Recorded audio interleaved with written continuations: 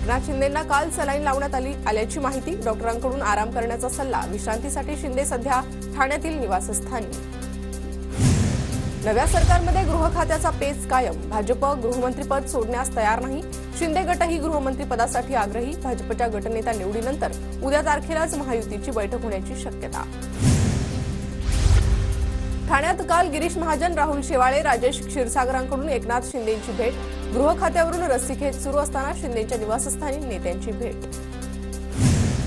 ठाण्यातील निवासस्थानी शिंदे आणि गिरीश महाजनांमध्ये सव्वा तास चर्चा। शिंदेंच्या तब्येतीची विचारपूस केली। महायुतीत कोणतेही मतभेद नाही। भेटीनंतर महाजनांची माहिती।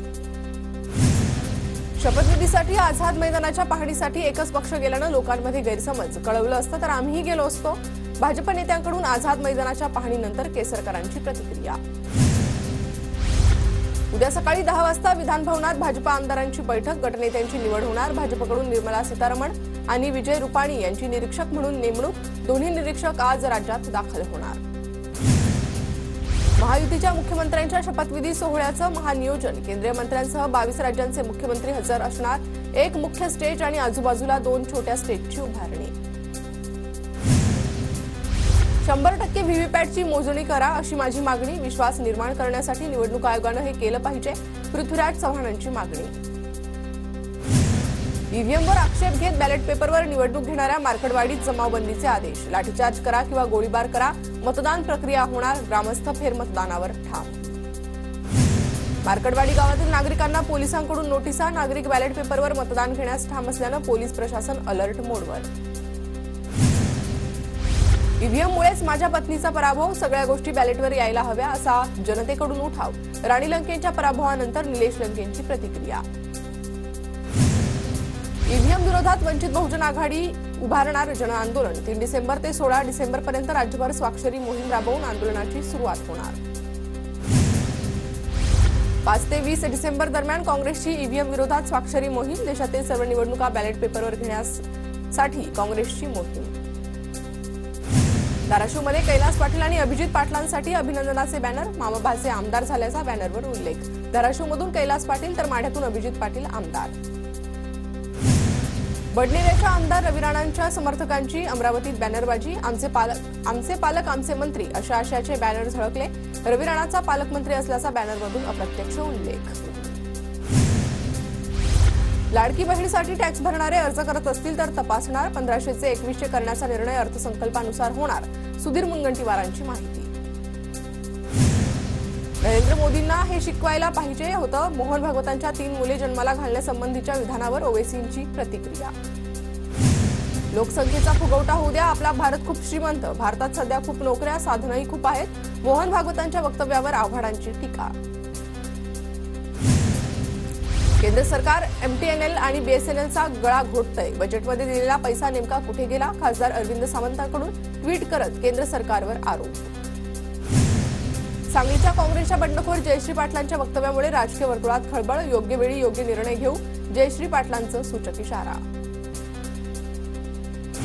ठाकरे गटाचे पराभूत उमेदवार वैभव नाईक कार्यकर्त्यांना संबोधित करताना भाऊक। इतरांप्रमाणे फेरमतमोजणीची मागणी करणार नाही। माझा झालेला पराभव मला मान्य, वैभव नाईकांची प्रतिक्रिया।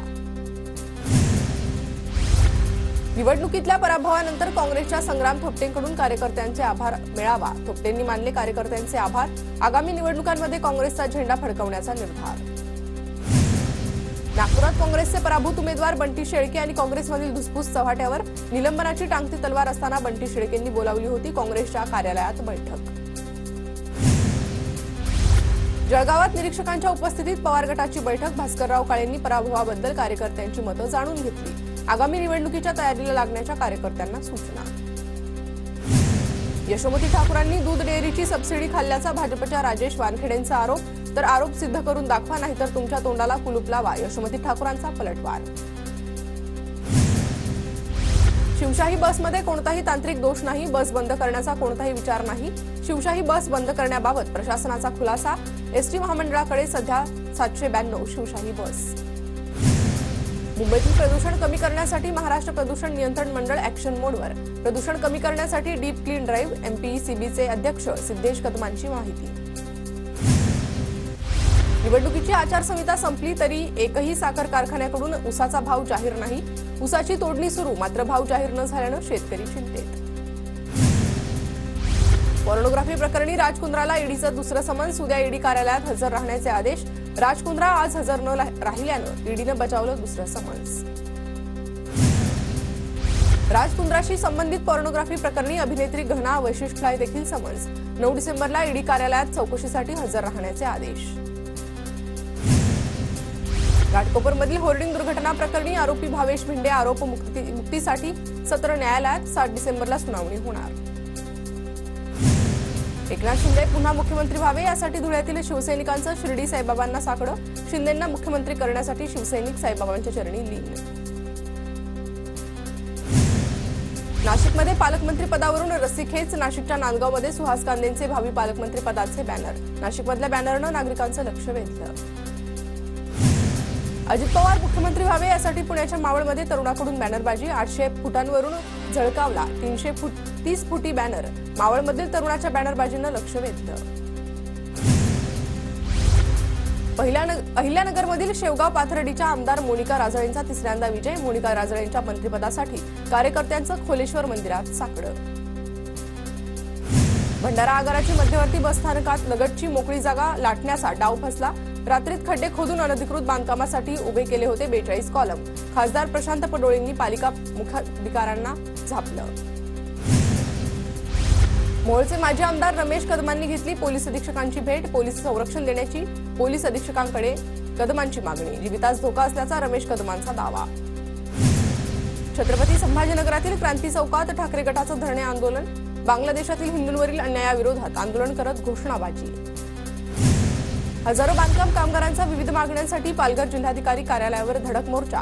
कामगारांची प्रशासनाविरोधात घोषणाबाजी.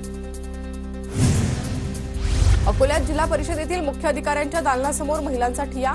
चरण गावातील दलित वस्तीतील घोटाळ्याविरोधात महिला आक्रमक. निधी देत नाही तोपर्यंत उठणार नसल्याचा महिलांचा इशारा. परळीत राष्ट्रवादी शरद पवार गटाचे परळी पोलिसांना निवेदन. डॉक्टर यशवंत देशमुख यांच्याकडे तपासणीसाठी गेलेल्या तरुणीचा विनयभंग केल्याचा आरोप करण्यात आल्यानंतर नोंदवण्यात आला गुन्हा. साताऱ्यातील सिद्धनाथ आणि माता जोगेश्वरीच्या यात्रेचा आज मुख्य दिवस.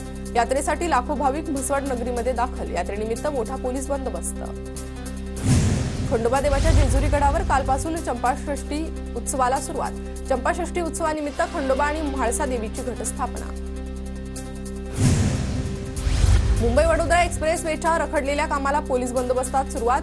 भूसंपादित जमिनीचा मोबदला मिळत नसल्याचा आरोप करत करण्यात आला होता विरोध.